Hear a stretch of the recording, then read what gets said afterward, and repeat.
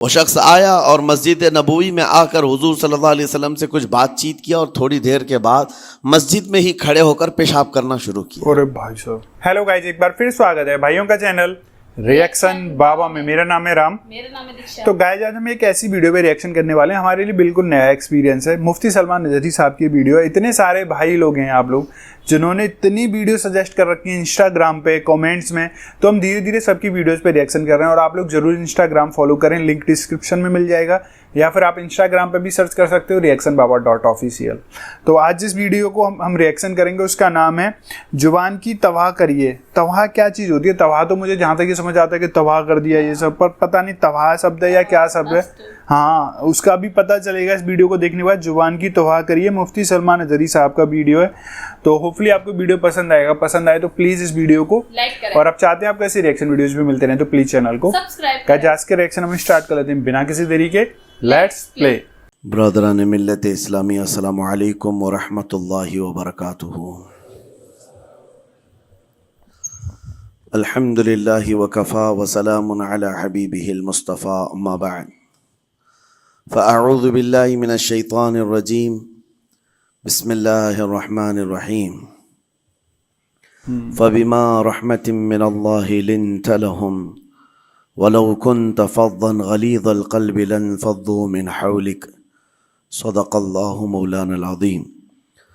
بارگاہ رسالت معاب صلی اللہ تعالی علیہ وسلم میں درود پاک کا ہدیہ پیش کریں۔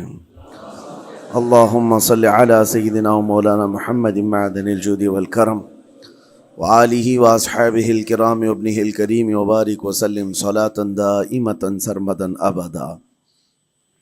عزیزان گرامی وقار، انسان کو اللہ تبارک و تعالیٰ نے جو خصوصیات عطا کی ہیں اس میں خاص طور پر زبان اور بیان کی خصوصیت بہت اہم ہے۔ شیخ سعدی رحمۃ اللہ تعالیٰ علیہ فرماتے ہیں، تا مرد سخن نہ گفتہ باشد، عیب و ہنرش نہ ہفتہ باشد۔ جب تک آدمی بات نہیں کرتا اس کی اچھائی بھی چھپی رہتی ہے، برائی بھی چھپی رہتی ہے۔ صحیح بات ہے، منہ کھولنے کا سچائی پتہ چلتا ہے۔ انسان اپنے کلام سے، اپنی بات سے سمجھ میں آ جاتا ہے کہ کس کیٹیگری کا ہے، کس لیول کا ہے۔ اس کی گفتگو کے آداب اس کی حقیقت بتاتے ہیں، بلکہ یہاں تک کہ اس کے نسب کا بھی پتہ لگا لیا جاتا ہے اور اس کی تربیت کا بھی اندازہ ہو جاتا ہے۔ حضرت لقمان حکیم سے پوچھا گیا نیکی کس کا نام ہے؟ تو آپ نے فرمایا دو چیزیں اور بہت چھوٹی ہیں۔ نیکی دو چیزیں ہیں جو بہت چھوٹی ہیں۔ کہا کیا ہے؟ کہا کہ ملاقات میں لوگ اپنے بھائیوں سے مسکرانا اور نرم گفتگو کرنا۔ ساری نیکیوں کی جڑ ہے یہ، نرم گفتگو کرنا اور لوگوں سے خندہ پیشانی کے ساتھ مسکرا کر ملاقات کرنا۔ لیکن میرے عزیزو، یہ دو چیزیں بناوٹی تو بہت سارے لوگوں کے ساتھ آ سکتی ہیں، اخلاق تصنع جس کو کہتے ہیں، تکلف کے ساتھ بہت سارے لوگوں کے ساتھ آ سکتی ہیں، لیکن حقیقت میں جس انسان کی طبیعت میں یہ دو چیزیں ہونی چاہیے وہ کب سمجھ میں آتی ہیں؟ اس وقت جو مولا علی کرم اللہ وجہہ الکریم نے فرمایا کسی انسان کو اس کی حقیقت دیکھنا ہو تو غصے کے عالم میں اسے دیکھو۔ وہ اپنے آپے سے باہر ہوتا ہے یا اپنے مزاج کے خلاف کس طرح بات کو سن کر کے تحمل رکھتا ہے۔ سب سے بڑا پہلوان وہ ہے جس نے اپنے غصے کو کنٹرول کیا اور اپنی زبان پر قابو پا لیا، ورنہ یہ وہ لمحہ ہے جب انسان پھٹ پڑتا ہے، جو دل کے اندر ہے سب کہہ جاتا ہے۔ آپ کو میں بتاؤں، نبی کریم صلی اللہ تعالیٰ علیہ وسلم کے عظیم اخلاق کریمہ، بخاری شریف کی حدیث ہے، حضور مسجد نبوی میں تشریف فرما ہے۔ اس وقت مسجد نبوی، آج ہو سکتا ہے آپ کے ذہن میں جو امیج ہے مسجد نبوی کی، بہت بڑی عالی شان مسجد، لیکن وہ زمانہ نبوی میں اس طرح کی نہیں ہے۔ کچی دیواریں تھی، اوپر چھپر کے چھت پڑے ہوئے تھے اور مٹی کی زمین تھی۔ یہ مسجد نبوی کی شکل اس زمانے میں حضور اکرم صلی اللہ تعالیٰ علیہ وسلم اپنے صحابہ کے ساتھ بیٹھے ہیں۔ ایک دیہات کا رہنے والا شخص آیا، ایک بات یاد رکھیں کہ دیہات میں، گاؤں میں رہنے والوں کے اخلاق اور تمیز میں بڑا فرق ہوتا ہے، ان کے ہاں آداب کی کمی ہوتی ہے۔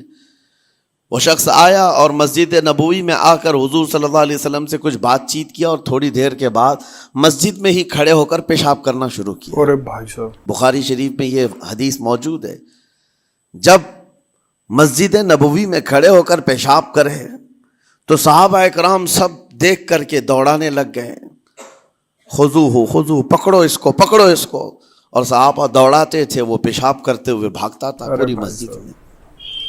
نبی پاک صلی اللہ تعالی علیہ وسلم نے فرمایا دعوہ، چھوڑ دو اس کو، کر لینے دو، پیشاب کر رہا ہے مسجد میں، چھوڑ دو اس کو۔ جب وہ صحابہ اکرام حضور کا حکم سنتے ہیں، سب پیچھے ہٹ گئے۔ تھوڑی دیر کے بعد نبی کریم صلی اللہ تعالی علیہ وسلم نے صحابہ سے فرمایا پانی کے ڈول بھر کر کے لائے جائیں۔ صحابہ سے ہی منگوایا، پانی کے ڈول بھر کر کے لائے گئے اور مسجد نبوی کے فرش پہ، میدان میں فرش پر بہایا گیا اور صاف کیا گیا۔ اب وہ شخص نہایت ہی ڈرا سہما کھڑا تھا، میرے ساتھ کیا ہوگا پتہ نہیں، میں نے پیشاب کیا، اب مجھے یہ لوگ قتل کر ڈالیں۔ نبی کریم صلی اللہ تعالی علیہ وسلم نے قریب بلایا اور فرمایا، نہایت نرم گفتگو کے ساتھ حضور فرماتے ہیں یہ اللہ کا گھر ہے، یہاں پیشاب نہیں پیشانیاں رکھی جاتی ہیں۔ بہت بڑھیا بات ہے، بہت بڑھیا۔ بس یہ جملہ ہے، بخاری شریف میں موجود ہے، یہاں عبادت کی جاتی ہے۔ اتنا کہہ کر رخصت ہو گئے، رخصت کر دیا۔ وہ دیہات سے آیا ہوا جو نوجوان تھا یا شخص تھا، باہر نکلتے ہی وہ کلمہ طیبہ پڑھ کر حضور کی غلامی میں شامل ہوا۔ میں نے وہ بلند عالی اخلاق نہیں دیکھے۔ نبی کریم صلی اللہ علیہ وسلم کے بارے میں قرآن کہتا ہے فَبِمَا رَحْمَةٍ مِّنَ اللَّهِ لِنْتَ لَهُمْ، اللہ کی رحمت سے آپ لوگوں کے لیے نرم ہیں، اس لیے لوگ آپ کے ارد گرد لگے ہوئے رہتے ہیں۔ وَلَوْ كُنْتَ فَظًّا غَلِيظَ الْقَلْبِ لَانْفَضُّوا مِنْ حَوْلِكَ، اے رسول اگر آپ سخت دل ہو جائیں تو پھر یہ سب چھٹ جائیں گے، آپ سے دور ہو جائیں گے۔ اس رسول کے لیے جب کہا گیا ہے کہ اگر آپ سخت ہو جائیں تو لوگ چھوڑ کر کے دور ہو جائیں گے، تو ہمارے اور آپ کے لیے کس قدر لہجے کی پابندی ضروری ہے۔ صحیح بات۔ ہاں عزیزان گرام وقار، اپنی گفتگو، اپنے کلام، اپنی بات چیت سے آپ اپنے سلیقے بتاتے ہیں۔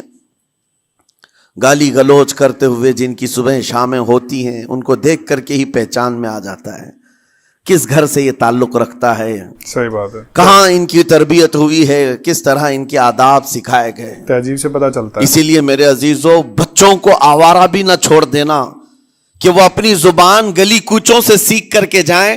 کل کو ہوگا یہ کہ اس کی زبان کی وجہ سے لوگ تمہیں تان و تشنی کریں گے، اس کا باپ ایسا ہوگا اس لیے بچہ ایسا ہے، صحیح بات۔ اس کی ماں اس طرح ہوگی اس لیے اس کی گفتگو ایسی ہے۔ کیونکہ موسٹلی زیادہ طور پر بچے اپنے ماں باپ کے اخلاق کو نقل کرتے ہیں، ٹرانسفر ہوتی چلی جاتی ہیں۔ ایک بار حضور اکرم صلی اللہ تعالی علیہ وسلم مسجد نبوی سے باہر نکل کر جا رہے ہیں۔ توجہ میرے عزیزو، اخلاق کہاں دکھانے چاہیے اور ہماری بات چیت کے انداز ہمیں کہاں ہونا چاہیے، میں آپ کو بتاؤں۔ حضور تشریف لے کر جا رہے ہیں، صحابہ اکرام کھڑے تھے حضور کے اطراف۔ مدینہ طیبہ کی ایک بوڑھی خاتون جس کا ذہنی توازن کھویا ہوا ہے، یعنی وہ دماغی طور پر ڈسیبل ہے، اور وہ آئی جا رہی تھی۔ لوگ جب بھی اس کو دیکھتے راستہ کاٹ لیتے، وہ جس کو بھی پکڑتی تھی سنانا شروع کرتی تھی، جو منہ میں آئے بکنے لگ جائے، اور لوگوں کو تنگی محسوس ہونے لگتی۔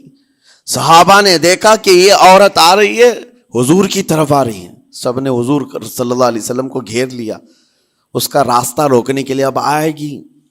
اور نبی کریم صلی اللہ علیہ وسلم کے پاس اگر زبان درازی کرنے لگ جائے، پاگل عورت ہے، اور بک بک کرنے لگ جائے، حضور پاک صلی اللہ علیہ وسلم کے ادب میں کہیں کمی نہ آ جائے۔ صحابہ کا یہ ہمیشہ اہتمام رہتا۔ حضور اکرم صلی اللہ علیہ وسلم نے دیکھا تو صحابہ سے کہا ہٹ جاؤ، اس کو آنے دو، ہٹ جاؤ، اس کا راستہ چھوڑ دو۔ صحابہ نے کہا یا رسول اللہ صلی اللہ علیہ وسلم، اس کا ذہنی توازن ٹھیک نہیں ہے، دماغی طور پر وہ عورت ٹھیک نہیں ہے. وہ آئے گی اور لمبی باتیں کرتی ہے, لا یعنی باتیں کرتی ہے, کہیں آپ کی شان پاک میں کوئی گستاخی نہ ہو جائے. صحابہ روک رہے تھے, حضور پاک صلی اللہ علیہ وسلم نے سختی سے فرمایا, ارشاد فرمایا ہٹ جاؤ, اس کا راستہ چھوڑ دو, مجھے پتا ہے پورے مدینے میں اس کی کوئی نہیں سنتا, میں بھی نہ سنوں تو کس کو سنائے گا. ارے بہت بڑھیا, اگر میں بھی نہ سنوں تو وہ کس کو سنائے گا. صحیح بات ہے.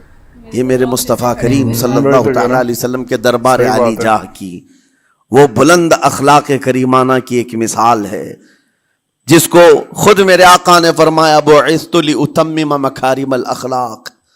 عزیزان اکرام وقار, لوگوں کے آج حالات ایسے ہیں کہ اچھے لوگوں کے ساتھ اخلاق الگ دکھائے جاتے ہیں, چھوٹے لوگوں کے ساتھ اخلاق الگ دکھائے جاتے ہیں.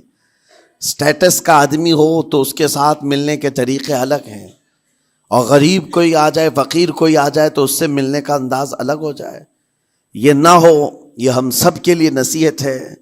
اسی ممبئی کی سرزمین پر میں آپ کو بتاؤں, ایک ماہم شریف میں بزرگ حاجی صاحب ہوا کرتے تھے, آج سے تقریباً 10-12 سال پہلے کی. وہ کئی لوگوں سے ایک سوال کرتے تھے پکڑ پکڑ کر کے کہ میرا ایک سوال ہے, آپ جواب دیں گے, میرا ایک سوال ہے. کئی علماء سے انہوں نے پوچھا, مجھ سے بھی انہوں نے, جب میں نیا تھا مصر سے پڑھ کر کے آیا تھا, میرے پاس آ کر کہا پڑھ کے آئے, کافی سالوں سے میرے ذہن میں ایک سوال ہوتا ہے, میں آپ سے بھی پوچھنا چاہتا ہوں. کہا بتائیے کیا ہے. کہا میں حضور سرکار مجاہد ملت رحمت اللہ علیہ کا مرید ہوں.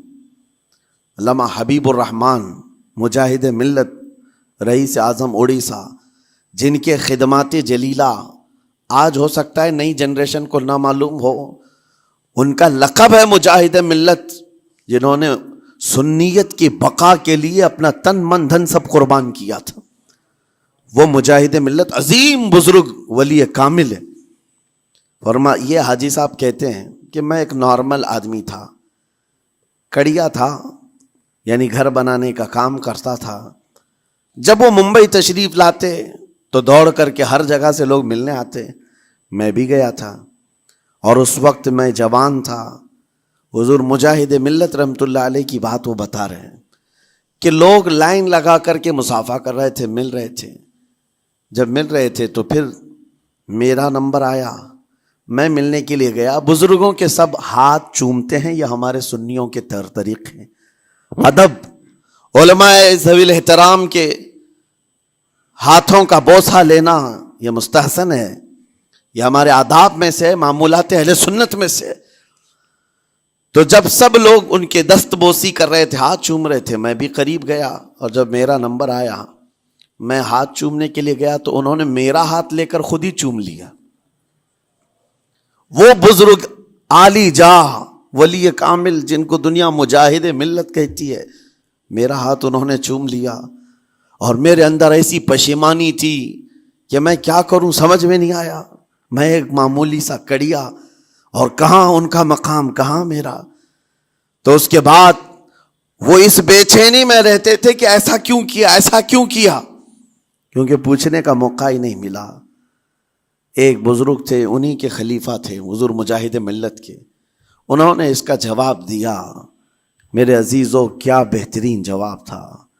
حضرت مجاہد ملت رحمت اللہ تعالی علیہ یہ چاہتے تھے کہ ہزاروں لوگ ہماری تعظیم کرتے ہیں تو کہیں ہمارے دماغ میں بادشاہت کا خیال نہ آئے, ہم غریب اور فقیر کا ہاتھ چوم کر اپنے نفس کی مخالفت بھی کرتے ہیں. اخلاق کریمانہ دکھانے کے لیے سٹیٹس والوں کے ساتھ ہی نہیں, غربا فقراء کے ساتھ بھی وہ اخلاق ہوں. نبی کریم صلی اللہ تعالی علیہ وسلم کے وہ آداب آج اگر آپ اپنا لیں, بہت ساری کڑوی چیزیں ویسی ختم ہو جائیں. آج ممبئی کی سرزمین پر سب سے بڑا یہ چیلنج ہے بات کرنے میں. نوجوانوں کے تو آج پارے چڑھے ہوئے ہوتے ہیں, ان سے کوئی بھی بات کر لے, جس تیور میں یہ بات کرتے ہیں ایسا لگتا ہے کہ ابھی لڑائی ہو جائے گی, ابھی جھگڑا ہو جائے گا. اس کی عادت سی بن گئی ہے. آپ کو پتا ہے فرمایا گیا, عربی کا قول ہے جراحت السنان لها التیام ولا یلتام ما جرح اللسان. تلوار سے, چاقو سے دیا ہوا زخم سوکھ سکتا ہے, زبان سے دیا ہوا زخم کبھی نہیں سوکھتا. زبان سے دیا ہوا زخم نہیں سوکھتا. بولنے سے پہلے 1000 بار اس بات کو خیال ہونا چاہیے کہ میں جس کو بول رہا ہوں کہیں اس کا دل چھلنی تو نہیں ہو جائے. میری زبان یہ ہوتی 50 گرام کی چھوٹی زبان ہے، لیکن بڑے بڑے لوگوں کے کلیجے چیر کر رکھتی ہے، بڑے بڑے لوگوں کے دلوں میں سوراخ کر کے رکھتی ہے، زخمی کر کے رکھتی ہے اس کا استعمال. اسی لیے روایت میں ملتا ہے کہ جب انسان صبح کرتا ہے تو سارے اعضاء، ہاتھ پیر آنکھ کان ناک، سارے اعضاء سب سے پہلے زبان سے یہ عرض کرتے ہیں، اس کی پناہ مانگتے ہیں، کہتے ہیں آج تو صحیح سلامت رہے گی تو ہم سب صحیح سلامت رہیں گے، اور اگر تو پھسل گئی تو عذاب ہم پر بھی ہوگا. زبان بولتی ہے، مار کسی اور کو پڑتی ہے، کوئی زبان کو مارتا نہیں ہے. گالی زبان دیتی ہے لیکن مار کبھی پیٹھ پہ پڑتی ہے، سر پہ پڑتی ہے، ہر جگہ پڑتی ہے. تو یہ زبان نبی کریم صلی اللہ تعالی علیہ وسلم نے ارشاد فرمایا، من یضمن لی ما بین لحیتیہ وما بین، حضور پاک صلی اللہ تعالی علیہ وسلم فرماتے ہیں جس نے 2 چیزوں کی ضمانت مجھے دے دی، حفاظت کی، میں اسے اضمن لہ الجنہ، میں اس کو جنت میں لے جانے کی ضمانت دیتا ہوں. 2 چیزیں کیا ہیں؟ حضور فرماتے ہیں ایک 2 جبڑوں کے بیچ میں جو موجود زبان ہے اس کی حفاظت کر لے، اور 2 رانوں کے بیچ میں جو شرمگاہ ہے اس کی حفاظت کر لے. یہ 2 چیزیں جس نے بچا لیا میں اس کو جنت میں لے جانے کی ذمہ داری دیتا ہوں، ضمانت دیتا ہوں. اس کا کتنا بڑا کردار ہے، یہ زبان کا کتنا بڑا کردار ہے. اور حضور نے ایک بار پکڑ کر کے فرمایا تھا، زبان کو پکڑ کر کے کہا تھا یہ وہ زبان ہے جو انسان کو جنت میں بھی لے جاتی ہے اور دوزخ میں بھی لے جاتی. کلمہ کس سے پڑھتے ہیں آپ؟ لا الہ الا اللہ، زبان ہی سے تو پڑھتے ہیں، اسی کلمے نے آپ کو جنت تک پہنچایا. اور کافر جو کفر کرتا ہے وہ بھی زبان سے ہی کرتا ہے، اور زبان اسے ہمیشہ کی دوزخ میں لے جاتی ہے. اس زبان کو چلانے سے پہلے 1000 بار سوچ لیں کہ آج لہجوں کی سختیاں بڑھتی چلی گئیں. اور آپ کو پتا ہے قرآن پاک میں رب تعالیٰ نے یہ فرمایا، وَلَا تَقُلْ لَهُمَا اُفٍّ وَلَا تَنْهَرْهُمَا، والدین کے بارے میں بچوں کو کیا کہا گیا؟ ان کو اف تک نہ کہو. لیکن زبان جب کھلتی ہے نا، ماں باپ کے خلاف نوجوانوں کو ہم نے دیکھا ہے گالی گلوچ کرتے ہوئے اور اتنی بری باتیں کہتے ہوئے، معاذ اللہ. عزیزان گرامی وقار، حضور نے تو یہ فرمایا جس نے پلٹ کر کے اپنے ماں اور باپ کو سخت لہجے میں بات کیا یا ان کی نافرمانی کی، حضور فرماتے میرا دل چاہتا ہے کہ اس کے گھر کو آگ لگا دوں، آگ لگا دوں. اس لیے اس بات کو ہمیشہ یاد رکھیں، تمہارے لہجے کی سختیاں کسی کو زخمی کر دیں تو آخرت خراب ہو جائے گی، آخرت خراب ہو جائے گی. حضرت علقمہ رضی اللہ تعالیٰ عنہ حضور کے صحابی ہیں، حضور صلی اللہ علیہ وسلم کے صحابی ہیں. آخری وقت آ گیا تھا لیکن زبان نہیں کھلتی تھی. ان حضور پاک صلی اللہ علیہ وسلم کے پاس سفارش لائی گئی کہ آپ کے وہ ساتھی ہیں انتقال کر رہے ہیں لیکن زبان پر کلمہ بھی نہیں آتا. حضور تشریف لائے، دیکھا، پوچھا گھر میں ان کے کون کون ہے؟ کہا بیوی ہے اور ماں ہے. ماں کو بلایا اور کہا علقمہ کے بارے میں کیا کہتی ہو، کیسا تھا؟ کہا بہت اچھا، پرہیزگار، عبادت گزار، سارے نیکوکاریاں اس کے اندر ہیں. تو پھر حضور نے پوچھا اچھا یہ بہت نیک تھا، تم بھی اس سے راضی ہو کہ نہیں ہو؟ ماں نے کہا میں نہیں راضی ہوں، میں راضی نہیں ہوں. کہا کیوں، وجہ کیا ہے؟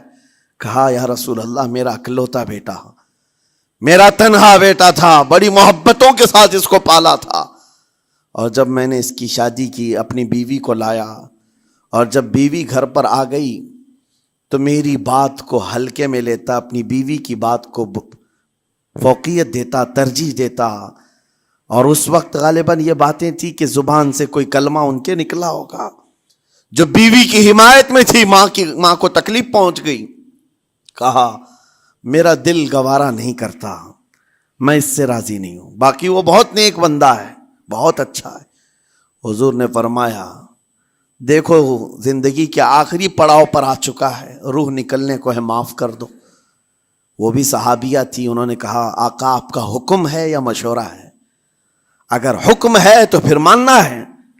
حضور نے فرمایا نہیں، حکم نہیں، مشورہ ہے. کہا مشورہ ہے تو پھر دل نہیں چاہتا.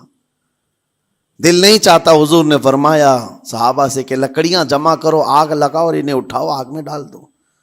آگ دہکائی گئی تو ماں کی ظاہر سی بات ہے ممتا بے چین ہو گئی. کہا ان کو میرے سامنے آگ میں ڈالیں گے؟ کہا ہاں, اس سے بہتر ہے کہ وہاں جلے گا, یہاں جلے. وہ ماں کہتی آقا آپ گواہ ہو جائیں, میں اپنے بیٹے کو معاف کرتی ہوں. ادھر معاف کیا, ان کی زبان پر کلمہ طیبہ جاری ہوا. میرے عزیزو, یہ بتانا مقصود اس لیے ہے کہ زبان سے دیے ہوئے زخم خواہ والدین کو ہو, یہ معمولی نہیں ہوتے. ہو سکتا ہے آخری وقت تمہاری زبان بند ہو جائے اور کلمہ طیبہ بھی نہ جاری ہو, زبان کھلنے بھی نہ لگے, یہ حالات آ جائیں گے. اس لیے اپنی زبان کا کنٹرول برقرار رکھو. کس سے کیا کہنا ہے, ابھی میں اس کا دوسرا پارٹ بھی بتاتا ہوں زبان کے استعمال کا. یہ نرمی لہجے کے اندر ہونا بہت ضروری ہے, لیکن کچھ جگہوں پر سختی کی اجازت ہے, لیکن وہ مقامات الگ ہیں. نرم لہجہ حضور پاک صلی اللہ تعالی علیہ وسلم کے فرامین میں سے ہے. ایک بات بڑی, بغداد مقدسہ میں نے ایک ولی پاک کی زیارت کی, ان کے آستانے پر بھی میں نے ابھی بیان کیا تھا. حضرت بہلول دانا مجذوب بزرگ تھے اور بغداد کی گلیوں میں کہیں پر بھی بیٹھ جاتے تھے, اور جو جانکار تھے وہ سمجھتے تھے اللہ والا بندہ ہے. مجذوب کس کو کہتے ہیں؟ جس کی یاد الہی میں عقل فنا ہو گئی, ختم ہو گئی, اللہ کے ذکر میں اور اللہ کی یاد میں اپنے آپ کو فنا کر دیا ہے. اس کے اوپر شریعت کا قلم نہیں. ظاہر سی بات ہے شریعت کے سارے احکام اس پر ہیں جس کی عقل سلامت ہے. عاقل ہو, بالغ ہو تو نماز فرض ہے نا, عقل ہی نہیں ہے تو وہ مجذوب ان اولیاء کو کہتے ہیں. لیکن ان کے بارے میں حدیث میں ہے, اللہ کے نبی نے فرمایا وہ ایسے بندے ہیں کہ اگر اللہ کو قسم دے دیں کسی بات کی, اللہ ان کی قسم پوری کرتا ہے. وہ بہلول دانا بیٹھے ہوئے تھے. بغداد کا ایک مشہور تاجر تھا, لیکن خستہ حال تھا, بہت نقصان اٹھا چکا تھا, خسارے میں چل رہا تھا, بزنس پورا لاس میں, اور وہ پریشان حال بہلول دانا کے پاس آیا, گڑ گڑایا, کہا کہ حضور مجھے بچا لیں, رحم کر لیں, میں تاجر ہوں, لٹ گیا ہوں, لاس میں ہوں, کچھ آپ فرما دیں, میں کیسے اس بھنور سے نکلوں. بہلول دانا نے دیکھا, کہا ٹھیک ہے کچھ پیسے بچے ہیں؟ کہا ہاں ہے, وہ بس اتنا سرمایہ ہے کہ مال لیتا ہوں پھر بیچ دیتا ہوں, نفع نہیں ہوتا. بہلول دانا نے کہا ایک کام کر, کالا کپڑا جتنا ملتا ہے سب خرید لے, پورے شہر سے کالا کپڑا جہاں جہاں مل جائے سب لے کر اسٹاک کر لے. کہا جی حضور آپ نے جیسا فرمایا. گیا, جتنا سرمایہ تھا سب لگا دیا, کالا کپڑا خرید کر ایک جگہ اسٹاک کر دیا. اللہ والے کا حکم تھا. لیکن ہوا یہ کہ بغداد کا معمول تھا, 8 دن گزرے نہیں تھے کہ وہاں وقت کے حاکم کا انتقال ہوا. اور جب حاکم کا انتقال ہوتا تو شہر کے جتنے بڑے لوگ ہوتے, رئیس لوگ, وہ اس کے سوگ میں, اس کے غم میں کالا کپڑا پہنتے تھے. اور کالا کپڑا سوائے اس تاجر کے کسی کے پاس نہیں تھا. اور سارے بڑے لوگ پیسوں سے اس کے پاس کالا کپڑا خریدنے آئے. یہ منہ بولے قیمت پر, جیسے تیسے جتنی قیمت پر بولے سب خرید کر لے جاتے. اور پل بھر میں, ایک دن کے اندر وہ بہت بڑا کروڑ پتی بن گئے, بہت مال آ گیا. یہ بات یاد رکھیں, اللہ مال دیتا ہے, اس کے بعد پھر آزمائش بھی ہوتی ہے. مال اتنا آ گیا, اب لے کر کے مستیاں تھیں, چند دن گزرے. ظاہر سی بات ہے مال کو بڑھانے کی تمنا ہر ایک کی ہوتی ہے, کوئی یہاں پر اینڈ کرنے والا نہیں ہے دنیا میں, چاہے اس کا بزنس اربوں پر بھی پہنچ جائے, اسے آگے پہنچنا ہے. چند دن گزرے تھے, 8-10 دن, پھر آیا حضرت بہلول دانا کو ڈھونڈتے ہوئے. ایک جگہ میدان میں یہ مجذوب بزرگ بیٹھے مل گئے. آیا اور کہا او دیوانے بتا اب کیا خریدوں, پیسہ بہت ہے ابھی میرے پاس, بتا دیوانے اب کیا خریدوں. انہوں نے دیکھا, کہا کہ لہجہ تو بدلا ہوا ہے, پیسہ بہت زیادہ تھا. کہا کہ ٹھیک ہے کوئی بات نہیں, اللہ والوں کو ان سب چیزوں سے کوئی لینا دینا نہیں. آپ نے کہا مال جتنا ہے تیرے پاس سب لے کر کے خربوز خرید لے, تربوز خرید لے, جس کو کلنگڑ کہتے ہیں. तरबूज पूरे खरीद ले। उसने करोड़ों की जायदाद पूरे तरबूजों में लगा थी, सब तरबूज खरीद कर स्टॉक कर दिया एक जगह, और उसके गुमान में यही था कि चंद दिन गुजरेंगे, कोई ऐसा ही हादसा होगा जब तरबूज मुंह मांगी कीमत पे लोग खरीदेंगे और मैं बेचूंगा। पूरा माल तरबूज में लगाया, 2 दिन 4 दिन 6 दिन 8 दिन गुजरे, कोई हादसा नहीं। इधर तो तरबूज सड़ने लग गए, वो तो ज्यादा दिन स्टॉक नहीं किए जा सकते, सड़न शुरू हो गई। फिर थोड़े दिनों के बाद पूरे के पूरे सड़ गए, करोड़ों का माल तरबूज में सड़ के चला गया। वो कुछ भी नहीं सका, कुछ नहीं कर सका। अरे भाई साहब, वापस चीखता चिल्लाता उसी हालत में आया, पहले से भी ज्यादा बदतर हालत में मैं आ गया हूं। दौड़ते हुए आया, हजरत बहलुल दाना को ढूंढते हुए। कहां हैं वो? उसी जगह बैठे हुए मट्टी में बैठे रहते थे। करीब आया और कहने लगा कि आपने मेरे साथ ऐसा क्यों किया बहलुल? बहलुल दाना ने कहा क्या हुआ? कहा मैं तो लुट गया, तरबूज में पैसे लगाए आपकी वजह से और पूरे सड़ गए। बहलुल दाना ने कहा मैंने तो कुछ नहीं किया, पहले तो तुझे नफा मिला था वो तेरे लहजे की वजह से, अब खसारा हुआ है तेरे लहजे की वजह से। पहले जो आया था बात करने के लिए उस वक्त तेरी तमीज अलग थी, तेरी तहजीब अलग थी, अखलाक अलग थी। गिड़गिड़ा कर कहा था कि मैं लुट गया हूं, आप रहम कर दें। दूसरी बार आकर के क्या कहा? ओ दीवाने बता क्या खरीदूं? लहजा बदल गया तो पूरी हैसियत बदल गई। जुबान हमारी ऊंचाई पर भी ले जाती है और नीचे भी ले आती है। इस बात को हमेशा मलहूज रखें कि इस जुबान से बहुत सारे लोग नफा भी उठाते हैं, बहुत सारे लोगों को नुकसान भी होता है। लेकिन साथ में मैं ये बात भी अर्ज करूं, नरम गुफ्तगू करने का आदी हर एक को होना चाहिए। नरम गुफ्तगू करने का आदी हर एक को होना चाहिए, उसकी नेकियों की अलामत है, उसके अखलाक की अलामत है। लेकिन साथ में इमाम शाफी रहमतुल्लाह ताला अलैह ने यह भी फरमाया, चाहे जितनी भी नरम तबीयत हो इंसान की, अल्लाह और उसके रसूल के लिए गैरत होनी चाहिए। अल्लाह उसके रसूल के खिलाफ बात सुने तो फिर नरम लहजे का इस्तेमाल ना करे, फिर वो बुज़दिली कहलाएगी, वो बुज़दिली कहलाएगी।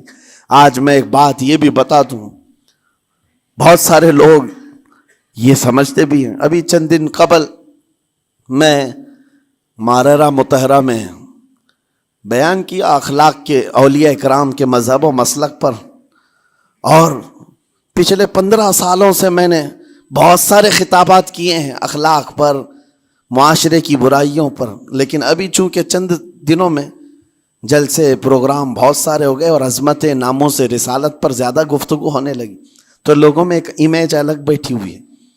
और अभी हमने अखलाक के हसना पर गुफ्तगू क्या की? 8 दिन पहले एक बुजुर्ग ने मुझसे पूछा, ऐसी भी तकरीर करते हैं आप ऐसी भी तकरीर करते हैं, यानी नरम गुफ्तगू भी करते हैं? मतलब यह है कि हमारी इमेज ऐसी बना कर रखें कि हम हर वक्त चिल्लाते ही रहते हैं, हर वक्त ललकारते ही रहते हैं।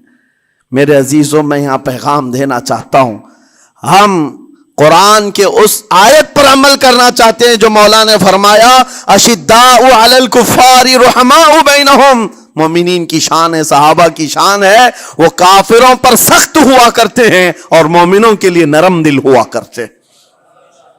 जुबान की नरमी ईमान वालों के लिए है, जुबान की नरमी मोहब्बत मुस्तफ़ा के लिए है, आशिकाने मुस्तफ़ा के लिए है। साथ में जुबान की सख्ती कुफ्फार और मुशरिकीन के लिए है, गुस्ताखाने रसूल के लिए है।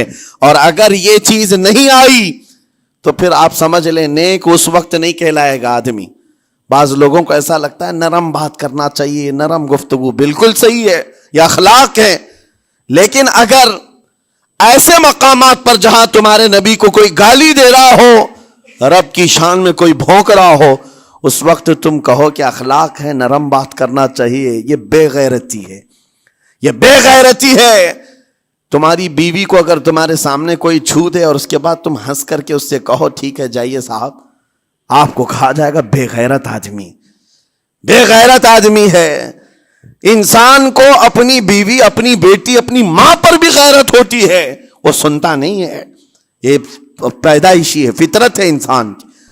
اور مومن کی شان یہ ہے سب سے بڑی غیرت اس کے لیے اللہ اور اس کے رسول کے لیے ہوا کرتی ہے. اللہ اور اس کے رسول کے لیے. ماں اور باپ کو گالیاں ایک وقت میں برداشت کر بھی لے جائے, لیکن اللہ اور اس کے رسول کی شان میں وہ ہرگز برداشت نہ کرے. یہ ایمان کی علامتوں میں سے ہے. بہرحال میں نے زبان کے دونوں استعمال آپ کو بتائے. سخت لہجے بھی ہیں, نرم لہجے بھی ہیں, لیکن جب آپ کا پالا کسی گستاخ سے نہ پڑے تو ہمیشہ نرم گفتگو کرنے کے عادی بنے. مومنین میں نرم لہجے کا اختیار ہمیشہ رہے. اس سے اخلاق آپ کے بتائے دکھائے جاتے ہیں, اس سے آپ کے اخلاق معلوم ہوتے ہیں, ساتھ ہی معاشرے میں نرمی اور محبت کا ماحول بھی قائم ہوتا ہے. ڈانٹنے کے طریقے بھی میں آپ کو بتاؤں. میرے والد گرامی فرمایا کرتے تھے, حضور حافظ ملت رحمت اللہ علیہ جو الجامعۃ الاشرفیہ مبارک پور کے بانی ہیں اور بڑے محدث جنہوں نے ایک نہیں ہزاروں عالم پیدا کیے, اس ہندوستان کی بات کر رہا ہوں. حافظ ملت رحمت اللہ علیہ پوری بخاری شریف پڑھاتے تھے. تقریباً 40 سال تک انہوں نے پڑھایا بخاری شریف. میرے والد ان کے شاگرد ہیں. فرماتے ہیں جب وہ بہت زیادہ ناراض ہو جاتے کسی سے, ڈانٹنا ہوتا, ہر استاد بچے کو ڈانٹتا ہے, کبھی کچھ بچہ نافرمانی کر جائے یا مزاج کے خلاف بات کرے تو استاد ڈانٹتا ہے. تو حافظ ملت رحمت اللہ علیہ اگر کسی شاگرد کو ڈانٹتے بھی غصے میں تو کہتے ہیں اے جنتی کیا کر رہا ہے. کہتے ہیں اگر یہ جملہ قبول بھی ہو جائے تو بچہ جنتی ہو جائے. لہجے کی یہ استعمالات اولیاء سے سیکھو میرے عزیزو. غصے پر کنٹرول اس وقت تمہارے اخلاق معلوم ہوتے ہیں جب تمہارا غصہ عروج پر ہوتا ہے. اس وقت تمہاری حقیقت لوگوں کے سامنے آتی ہے. وہ اپنے شاگردوں کو ڈانٹتے بھی تو جنتی کہہ کر ڈانٹتے ہیں, یعنی کوئی گالی نہیں ہے, کوئی برے کلمے نہیں ہیں, بلکہ ایسا جملہ ہے کہ اگر قبول بھی ہو گیا استاد کی زبان سے اس کی تو زندگی وصول ہوگی, اس کا بیڑا پار ہو گیا. ہمارے درمیان ماں باپ کو بھی یہ چاہیے کہ بچوں کو کس طرح کے اخلاق آپ دے رہے ہیں. گفتگو کرنے کے متعلق قرآن میں اللہ تعالیٰ نے آداب بتائے ہیں. جب آپ گھروں کے اندر موجود ہوں تو بچوں کے سامنے کس طرح کی گفتگو کیا کریں گے, کیسی بات کریں گے. شوہر اور بیوی جس طرح کی باتیں کر رہے ہیں بچے کے دماغ میں وہ پورا کا پورا چھپتا ہے, ٹرانسفر ہوتا ہے. اسی لیے کہا گیا ایڈلٹ گفتگو کبھی بھی بچوں کے درمیان نہیں کی جائے گی. جو میچورٹی میں نہیں ہے ان بچوں کے سامنے ماں اور باپ بیٹھ کر کے کلام بھی نہ کریں, بات نہ کریں. معاشرہ تو آج ایسا ہے سب پوری فیملی لے کر کے بیٹھے ہوئے ہیں, اور حد تو یہ ہے کہ گندی فلمیں سامنے لگی ہوئی رہتی ہیں. وہ کیسے بچا پاؤ گے؟ 4 سال 5 سال کے بچے کے اندر بھی وہ گفتگو, وہ مکالمات, ایک دوسرے سے بات کرنے کی تمیزیں, وہ سب وہاں سے سیکھتا آ رہا ہے. گھروں کے اندر ماحول کو تبدیل کرنے کے لیے آپ کی اپنی زبان پر کنٹرول اور اپنے بچوں کی تربیت اور ان کی زبان پر کنٹرول بہت ضروری ہے. پھر دیکھنا آپ یہ معاشرہ پیدا کر کے کل کو آپ کا بچہ نکلے گا, اس کی تمیز اس کے اخلاق پر ہر کوئی اش اش کرے گا. چند دنوں کی محنت ہے آپ کی, لیکن بچے جب سلیقے کے ساتھ گفتگو کریں تو لوگوں کا دل جیت لیا کرتے ہیں. بات کرنے کے آداب ایسے ہیں کہ لوگ دل جیت لیا کرتے ہیں. یہ میرے استاد گرامی مصر کے رہنے والے تھے. جب خطابت ہمیں سکھا رہے تھے گفتگو کرنے کے آداب, تقریر کرنے کے آداب, تو ایک امام غزالی کا قول تھا کلم الناس علی قدر عقولہم, لوگوں سے ان کی عقل کے مطابق بات کرو. اس پر وہ سمجھاتے ہوئے ہمیں ٹریننگ دیتے تھے اور کہتے تھے کہ تمہارے پاس آنے والے کئی طرح کے لوگ ہوں گے. اگر تم امام ہو, اگر داعی ہو, خطیب ہو, مقرر ہو, کوئی غریب گھر سے, کوئی بڑے امیر گھر سے, کوئی پڑھا لکھا آئے گا, کوئی جاہل ہوگا, کوئی بدتمیز بھی ہوگا, کوئی نیکوکار, کوئی گنہگار, سب طرح کے مکس مجموعہ تمہارے پاس ہوگا. ان سے خطاب کرنا, ان سے بات کرنا, کس انداز سے بات کرو گے, کیسے ان سے کلام کرو گے. میرے عزیزو یہ ہمارا اپنا ہنر نہیں ہے. ہم جو آپ کے سامنے گفتگو کر رہے ہیں یہ ہمارا فن نہیں ہے, یہ اپنا پیدا کیا وہ ہنر نہیں ہے. ہمیں سکھایا گیا تھا صرف اور صرف آپ کو اس مجمع سے اور یہ آئے ہوئے جمع غفیر سے بات کرنے کے لیے ایک ہی اسلوب اپنانا ہے, دیکھنا ہے کہ رسول اللہ کیسے بات کیا کرتے تھے. میرے آقا صلی اللہ تعالی علیہ وسلم کا اسلوب اپناؤ. حضور کے خطبے دیکھو. حضور جب خطاب کرتے, ظاہر سی بات ہے مسجد نبوی میں اس وقت بھی لوگ, ہر طرح کے لوگ آتے, دیہات کے بھی تھے, شہر کے بھی تھے, اعلیٰ دماغ والے لوگ اور کئی الگ الگ قسم کے لوگ آتے. حضور کا خطاب سب کے لیے تھا. عزیزان گرامی, ان سنتوں پر عمل کر کے آج آپ اپنے لہجے کو بہتر بنا سکتے ہیں. بس میری گفتگو کا خلاصہ یہی ہے کہ اللہ تعالیٰ ہمیں زبان کا صحیح استعمال عطا فرمائے, ورنہ یہ زبان کی سختیاں اور اس کی کڑواہٹ ہمیں دوزخ میں بھی لے جاتی ہے, دوزخ تک لے جا سکتی ہے. اللہ تعالیٰ اس کی مکاریاں, اس کی عیاریاں اور اس کی شرانگیزیوں سے ہم سب کی حفاظت فرمائے. ساتھ میں یہ بھی میں بتا دوں, وہ زبان پاک نہیں بولتی, وہ زبان پاک نہیں بولتی جو حلال نہیں کھاتی. یہ بھی بزرگوں نے فرمایا ہے, یہ زبان پاک نہیں بولتی جو حلال نہیں کھاتی. اسی سے ہر کچھ گزرتا ہے, اندر پیٹ میں جاتا ہے. حلال لقمے اس سے گزارو تو زبان پاک بولے, اللہ کا ذکر کرے اور تمہیں زبان میں وہ لذت آنے لگ جائے. لیکن اس سے حرام لقمے گزارتے رہو گے, اس کے لہجے کی سختیاں بھی آ جائیں گی, اس کے اندر کڑواہٹ بھی آ جائے گی, گالی گلوچ, یہ سارے استعمالات یہ زبان کرنے لگ جائے گی. کیوں؟ اس سے حرام لقمے جو گزارے جا رہے ہیں. اس چیز کا بھی خیال ضروری ہے. زبان کو جس طرح کا پیٹرول دو گے ویسی چلے گی یہ گاڑی, جس طرح کا ڈیزل اس کے اندر ڈالتے ہو, حرام یا حلال, یہ بہت معنی رکھتا ہے. اور ایک بات یہ بھی سن کر کے چلے ہیں کہ حضرت سلیمان علیہ السلام کے زمانے میں ایک مناظرہ ہوا تھا علماء کا. بعض لوگوں نے کہا کہ انسان کی ایک جماعت تھی, انسان کی زبان افضل ہے, منہ افضل ہے, اس لیے کہ وہ اللہ کا ذکر کرتی ہے. بعض نے کہا کہ نہیں, انسان کے پیچھے کا مقام اچھا ہے, اس سے بہتر ہے. یہ دونوں کی تکرار میں حضرت سلیمان علیہ السلام کے پاس بات آئی, آپ بتائیں. تو ان سے پوچھا تم اتنی بڑی بات کیوں کہہ رہے ہو؟ اس کے پیچھے کا مقام اچھا ہے. کہا کہ اس لیے کہ وہ صرف نجاست نکالتا ہے, وہ صرف نجاست نکالتا ہے, وہ مقام غلاظت باہر کرتا ہے, غلاظت اندر لیتا نہیں. زبان غلاظت اندر بھی لیتی ہے, حرام کھاتی بھی ہے, لوگوں کو زخمی بھی کرتی ہے. ان علماء کی دلیل تھی. تب آپ نے فرمایا بات ٹھیک ہے, جس انسان کا زبان پر کنٹرول نہیں, حرام کھاتا ہو اور بد کلامی کرتا ہو, گالی گلوچ ساری چیزیں کرتا ہو, آپ نے فرمایا اس سے بہتر اس کا پیچھے کا مقام ہے. اور جو انسان کنٹرول رکھتا ہے, حلال کھاتا ہے اور لہجے کی نرمی رکھتا ہے, ظاہر سی بات ہے اس کا منہ ہی افضل ہے, اس کی زبان افضل ہے. اب یہ تو فیصلہ سب کا ہے, کس کو کیا چیز اختیار کرنی ہے. عزیزان گرامی اوقات, یہ بہت بڑی بات ہے جو میں آپ کے سامنے کہہ رہا ہوں. زبان کو اگر کسی دوسری جگہ سے کمپیئر کیا جائے تو لگتا ہوگا نرم, یہ بالکل اچنبے والی بات ہے, عجوبے والی بات ہے, یہ کون سا کمپیریزن ہے. وجہ یہی ہے, بعض لوگوں کو ہم نے اتنا گندا بولتے ہوئے دیکھا ہے, اس سے بہتر ہے کہ وہ نہ بولیں. لوگوں کو زخمی کرتے ہیں, کسی کے مقدسات پر حملے کرتے ہیں. اللہ تعالیٰ ان کے زبان کی شرارتوں سے ہماری حفاظت فرمائے. اور کریم خدا ارحم الراحمین مولا اس چیز سے بھی ہمیں حفاظت فرمائے. قیامت کے دن کچھ لوگ صرف اس لیے پکڑے جائیں گے کہ وہ کچھ نہیں بولتے تھے, لیکن وہ جن کے ساتھ رہتے تھے وہ بولتے تھے, وہ لوگ بولتے تھے, اور ان کی وجہ سے یہ خاموش رہنے والا جو ساتھ میں تھا اسے بھی جہنم میں لے جایا جائے گا.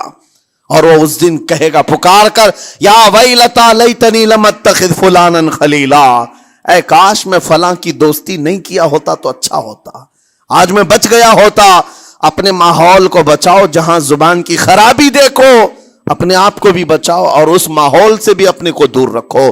اللہ کی بارگاہ میں دعا ہے مولا تعالیٰ اس زبان کو खालिस अपने जिक्र में लगाए और अपने हबीब पाक के जिक्र में लगाए। मौला ताला हमको जुबान की बद कलामियों से महफूज व मामून फरमाए। व आखिर दावाना अनिल हम्दुलिल्लाहि रब्बिल आलमीन। अस्सलाम वालेकुम। यार इतना बड़ा वीडियो था, 39 मिनट के समथिंग था, मतलब पूरा वीडियो देखा, मजे आ गए। और सबसे बड़ी बात यह है कि मुफ्ती सलमान नदवी साहब को आप जितना ज़्यादा सुनो ना उतना ही और ज़्यादा सुनने में मज़ा आता है। इनकी हर एक ऐसी बात रहती है कि रोंगटे खड़ी कर देती है। जैसे कि इस वीडियो का टाइटल था जुबान की, मतलब तबाह करिए, मेरे को समझ नहीं आया तबाह करिए क्या रहता है, लेकिन इसमें जुबान के बारे में बताया गया। जुबान से मतलब ये है कि आदमी की पर्सनैलिटी तब ही सच्ची पता चलती है जब वो अपना मुंह खोलता है कि किस तरीके का आदमी, क्योंकि ऊपर से दिखने में तो सब लोग एक जैसे ही हैं। असलियत बंदे की तभी पता चलेगी जब वो मुंह खोलेगा और किस कॉन्टेक्स्ट में बात कर रहा है, किस तरीके से बात कर रहा है, अकड़ रहा है, एटीट्यूड है या सॉफ्ट नेचर का है, वो सब तभी पता चलता है। बहुत प्यारा वीडियो आप भाई लोगों ने सजेस्ट करा, उसके लिए थैंक यू सो मच। ऐसे वीडियोज आप लोग और भी सजेस्ट करते रहें। वीडियो अच्छी लगी है प्लीज़ इस वीडियो को लाइक करें और आप चाहते हैं आपको ऐसे रिएक्शन वीडियोस भी मिलते रहें तो प्लीज़ चैनल को सब्सक्राइब करें। गाइस। आज के रिएक्शन में बस इतना ही, मिलेंगे नेक्स्ट किसी रिएक्शन में, तब तक के लिए thank you so much for watching. Bye bye guys, C you guys, take care guys.